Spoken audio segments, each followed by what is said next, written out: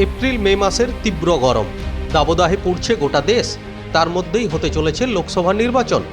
তাপপ্রবাহের মধ্যে নির্বাচন হওয়ায় ভোটারদের সতর্কও করা হয়েছে।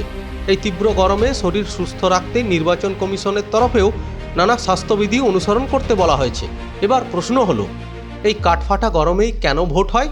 এপ্রিল মে মাসে সরকারের 5 বছরের মেয়াদ শেষ হয়। এই মেয়াদ শেষ হওয়ার আগেই লোকসভা নির্বাচন হয়। এক্ষেত্রে একটি চলতি যুক্তি রয়েছে যে গ্রীষ্মকালে দিন বড় এবং রাত ছোট হয়।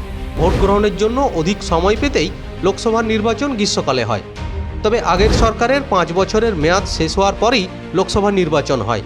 এক্ষেত্রে আগের সরকার যদি 5 বছরের মেয়াদ পূরণ করার আগেই ভেঙে যায়, তবে নির্বাচনও এগিয়ে আসে। প্রসঙ্গত, প্রথম নির্বাচন কিন্তু গ্রীষ্মে নয়, বরং কনকনে ঠান্ডার মধ্যেই হয়েছিল। 1952 সালের জানুয়ারি মাসে চরম ঠান্ডায় কাঁপতে কাঁপতেই প্রথমবার লোকসভা নির্বাচন হয়েছিল। প্রায় 9 লক্ষ ভোটার ভোট দিয়েছিলেন সেই নির্বাচনে। সেই সময়ে এখনকার মতো 5 বা 7 দফায় নয়, 68 দফায় ভোট গ্রহণ হতো।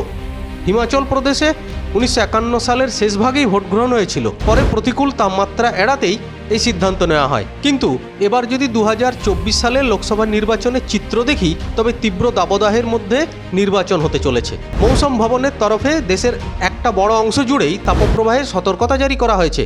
এপ্রিল থেকে জুন মাসের মধ্যে তাপপ্রবাহ সব থেকে দীর্ঘ ও শক্তিশালী হয়। 44 দিন দীর্ঘ এই নির্বাচন নিয়ে তাই অনেক রাজনীতিবিদও উদ্বেগ প্রকাশ করেছেন। প্রথমবার 1952 সালে যেহেতু ফেব্রুয়ারি মাসে নির্বাচন হয়েছিল, সেই হিসেব অনুযায়ী পরবর্তী নির্বাচনগুলিও হয়। সেবার দেশের প্রথম 7টি লোকসভা নির্বাচন ফেব্রুয়ারি মার্চ মাসে হয়েছিল। সব থেকে কম দিনের নির্বাচন হয়েছিল 1980 সালের জানুয়ারি মাসে।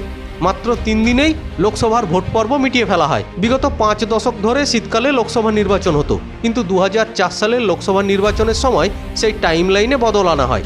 শীত থেকে গ্রীষ্মকালে নির্বাচন সরিয়ে আনা হয়। এবারও তাই হতে চলেছে। ব্যুরো রিপোর্ট, দিন দর্পণ।